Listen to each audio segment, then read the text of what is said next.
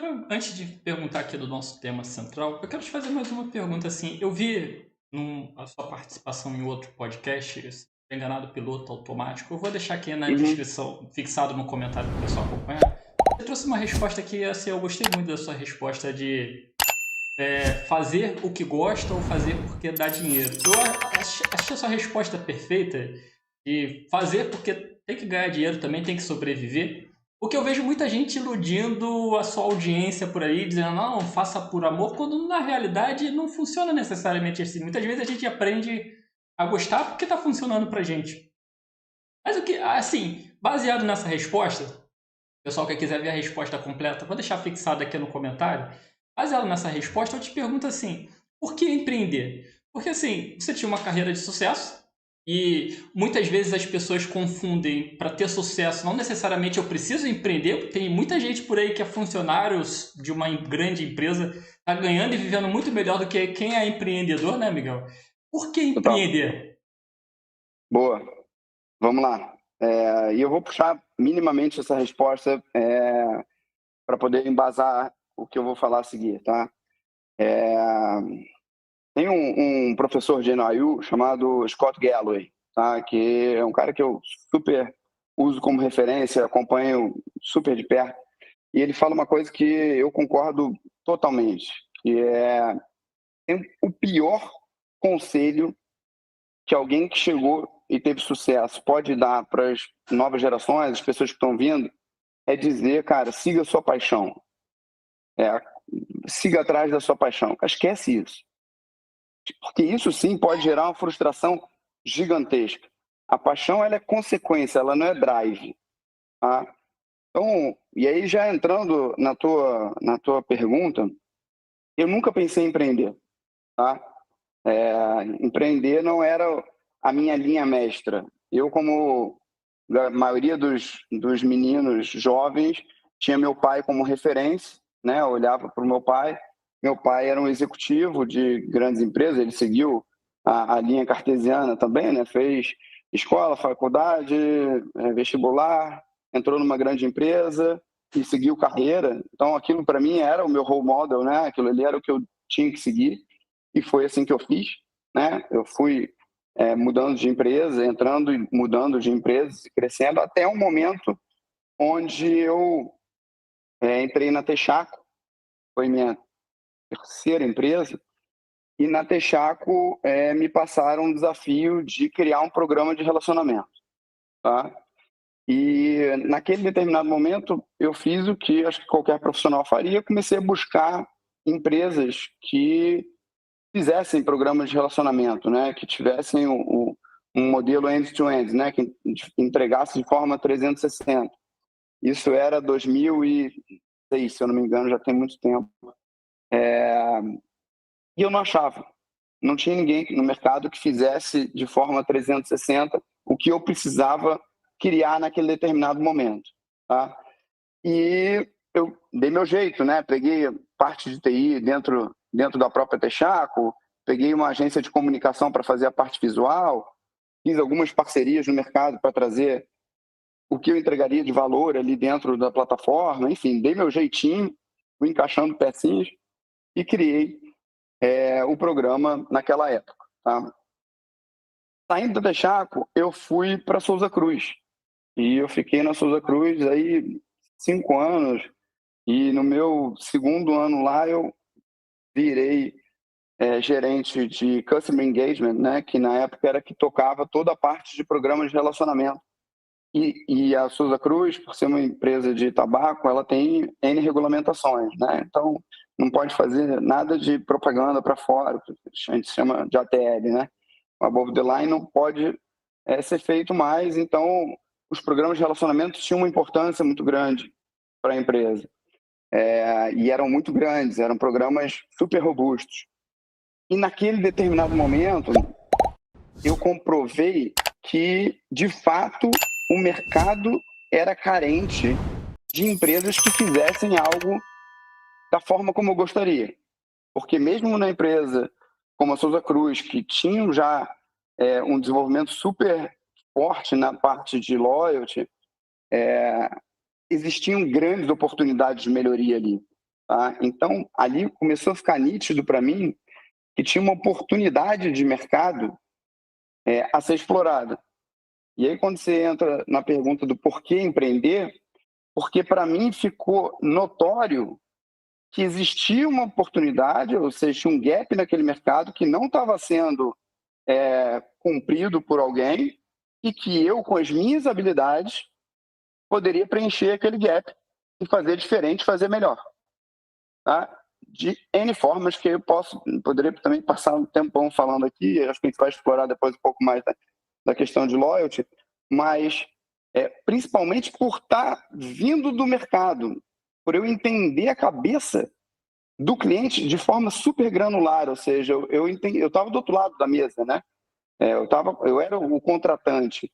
Então, porra, eu indo para abrir uma empresa de loyalty, entendendo como eu entendia o dia a dia, as dores, a cabeça desses contratantes, aquilo ali poderia me dar um diferencial competitivo importante. Óbvio que estou encurtando bastante essa história, que isso aí dava mais de livro para escrever, mas eu, depois de um determinado momento, resolvi sair e, junto com mais 3 sócios, a gente resolveu abrir a MM12. Na verdade, no primeiro momento, eu saí para abrir a minha empresa e aí a gente começou a conversar com outra empresa e juntamos as escovas de dente e fundamos a MM12. Tem 10 anos aí de mercado e eu acho que o mercado reconheceu esses diferenciais. Esse é outro ponto importante para quem está escutando. Eu sempre trabalho com stop loss, tá, Renato? O que quero dizer com isso? Eu sempre estipulo um tempo para ver se as coisas vão acontecer. Normalmente eu trabalho com 2 anos, tá? 2 anos, a coisa aconteceu da forma que eu imaginava, beleza, boto mais 2 anos para frente.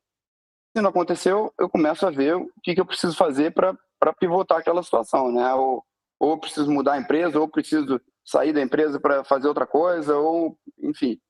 Então, foi o que eu fiz naquele determinado momento. Eu coloquei um prazo, que era um prazo, até porque era o prazo que eu tinha de dinheiro no bolso para conseguir abrir a empresa, né? Eu, a vida toda, não juntei dinheiro, uma burrice muito grande que eu fui aprender depois da pior forma possível. É como a gente aprende Mas normalmente. aprende tomando porrada, não tem jeito, isso é fato, tá? Os maiores aprendizados são as maiores porradas, sempre na vida. Então eu acabei vendendo meu carro e meu carro me dava uns fios de tempo ali para trabalhar. Fiquei 2 anos sem ganhar um centavo, importante dizer isso, porque tem que ter estômago. É muito bonito às vezes, eu escuto, mas você é empresário, cara. Vai ser empresário no Brasil para você ver o quão simples não é. Então, fiquei 2 anos sem receber um centavo e, em determinado momento, a coisa começou a rodar. Acho que tem um fator sorte aí no meio do caminho também, mas eu costumo dizer que a sorte acompanha o esforço, né? Então, eu acho que a gente deu sorte de entrar num primeiro cliente, que era um cliente super bacana, é nosso cliente até hoje. Eu tenho um orgulho de dizer isso. Nosso primeiro cliente é nosso cliente até hoje, nosso primeiro funcionário é nosso funcionário até hoje. Funcionária, nesse caso, é nossa funcionária até hoje. 10 anos, e eu acho que isso comprova um pouco, de novo, da qualidade e do que a gente se propôs em termos de diferencial competitivo, que fosse reconhecido pelo mercado, não só para fora, mas para dentro, né? Isso é super importante. Não adianta nada o mercado reconhecer se as pessoas que estão trabalhando com você também não reconhecem. Então, eu acho que a gente conseguiu fazer um trabalho bem feito nessas 2 direções, tá? Mas, de novo, encurtando e respondendo a sua pergunta, eu não empreendi por paixão, eu não empreendi por necessidade, eu empreendi porque eu vi uma oportunidade que se encaixava com o que eu entendi que eu tinha de qualidade, tá? E aí eu botei toda a energia do mundo nessa brincadeira. Aí você me pergunta, você ama o que você faz hoje em dia? Porra, é meu filho, eu amo igual o meu terceiro filho, exatamente igual. Só que esse amor, ele vem depois, ele é consequência. Quando você começa a fazer algo com muita energia, que está de acordo com as suas habilidades, as coisas começam a dar certo, esse amor, ele floresce, ele vem, ele não nasce antes. Né? É um pouco igual relacionamento, igual a tudo, né? É aos poucos que isso vai sendo desenvolvido. O importante é você saber identificar esse gap que existe e como é que você preenche ele. Tá? E botar muita energia em cima. Acho que é esse Miguel, o resultado. eu queria compartilhar assim, a sua resposta como um todo para mim, eu gosto muito, muito, muito de tudo que você trouxe. E eu vou te compartilhar o porquê, assim, para não parecer que eu estou só fazendo um elogio porque a gente está ao vivo. Quando eu comecei o podcast, eu queria ter a chance de aprender, sabe? Eu estava num momento ali que eu me senti um tanto estagnado na carreira. Eu queria ter a chance de aprender com quem estava fazendo alguma coisa. Mas também não tinha como dispor de muito dinheiro para fazer mentoria, sabe? Eu pensei, eu já criava conteúdo para algumas empresas, por que não fazer um podcast e conversar com pessoas que podem me ensinar alguma coisa? E por que não compartilhar? Hoje, assim, graças a Deus tem dado certo, somando as redes sociais, a gente está ali por volta de 400 mil visualizações. E para falar de Legal. carreira, já é bem legal, assim, um podcast remoto. Mas eu gosto muito da sua resposta porque, assim, normalmente quando eu pergunto isso, as pessoas dizem que querem mudar o mundo, sabe?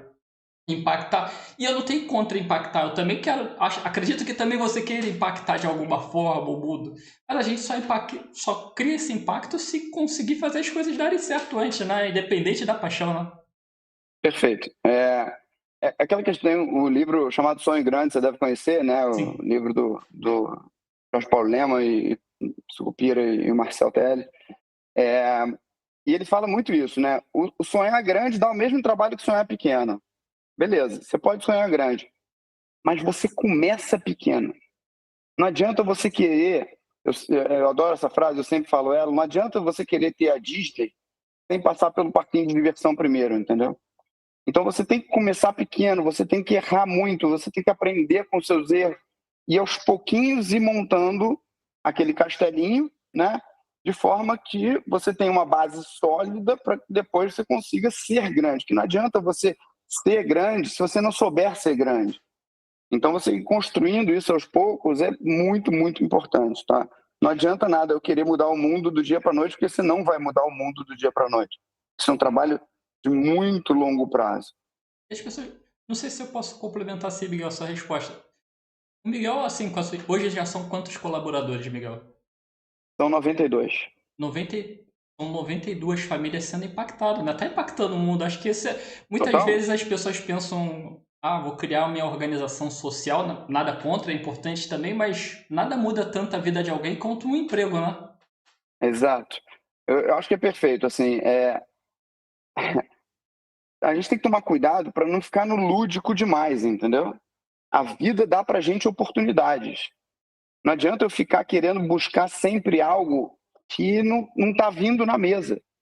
É muito melhor eu pegar algo que está vindo na mesa e transformar aquilo em algo grande depois, do que eu ficar sonhando com algo que não está vindo e você acabar ficando frustrado pro resto da vida. Por isso que eu digo, assim, o importante é você estar sempre atento às oportunidades e de que forma você consegue preencher aquela oportunidade com as habilidades que você tem. Vale uma história aqui, história que eu acho que eu nunca contei em podcasts, mas vou contar aqui. Eu, por exemplo, quando eu era pequeno, sempre perguntasse assim, cara, o que você gostaria de ser? Eu falava, pô, cantor. Eu olhava para os cantores, para as bandas e cantores, etc. Eu achava, cara, sensacional aquele milhão de pessoas, porra, movimentando o braço, porque o cara movimenta o braço, ou o cara fala alguma coisa, todo mundo grita. O cara achava, porra, as bandas viajam para tudo que é lugar, tem fã, pô, deve ser maneiríssimo isso. Não demorei muito tempo para eu ver que eu não tinha o necessário para ser cantor, né? Eu não tenho a voz, eu não tenho a habilidade, eu sou analfabeto musical no sentido de não sei tocar nenhum instrumento. Então, rapidamente, aquilo ali para mim ficou claro que não era para mim, né? Não, aquilo ali é um sonho, tá tudo bem, mas não é para mim. Só que eu consegui colocar isso de outras formas, por exemplo, hoje eu dou palestra, né? Palestra, se você de alguma forma está num palco, né? Participa de podcast, de alguma forma também você está falando para várias pessoas, você está influenciando várias pessoas. Então, você consegue colocar coisas que você almeja, mas que não necessariamente precisa ser exatamente naquela trilha que você sonhou, o que você gostaria num determinado momento, sabe? E isso é muito importante você tomar cuidado, de novo, para você não se frustrar mais para frente, porque as oportunidades que aparecem não são necessariamente ligadas ao que você tem, de novo, como paixão, como hobby, etc. Às vezes não são completamente... Eu costumo brincar, ninguém nasce apaixonado por tributos, entendeu? E tem um cara lá que é um gerente de tributos numa grande empresa que é feliz pra caramba, porque aprendeu aquele troço, sabe mais do que ninguém e tá super feliz na vaga dele. Então, cara, é importante tomar cuidado com não ficar muito no lúdico do imaginário e aterrissar o pé no chão e aproveitar as oportunidades que a vida te dá. Adaptar os sonhos, né, amigão? É isso. É difícil, eu sei, eu falo por causa própria, é difícil a gente adaptar os nossos sonhos, mas faça parte, né, do processo. Você não teria chegado até aqui se não tivesse adaptado. Total. Agora sim, a pergunta do nosso tema. Acho que a gente poderia conversar sobre muita coisa aqui ainda. Pô, pode ficar horas aqui falando. Bastante roteiro, mas... E aí, curtiu esse trecho do nosso Profissão Mundo? Bem legal, né? Quero compartilhar com você, se você que acompanha o nosso podcast na intenção de crescer na carreira, mudar de carreira, quem sabe, no empreendedorismo, e quer encontrar uma renda extra ou que possa se transformar numa renda principal, e enxerga o mercado digital, o marketing digital como uma possibilidade, no primeiro link da descrição, estou deixando um super curso, uma formação para você começar a ganhar sua renda extra, criar o seu conteúdo, o seu podcast, trabalhar para uma empresa e quem sabe se transformar uma futura renda extra aí principal, excelente renda extra, tá? Tá aqui no primeiro link da descrição.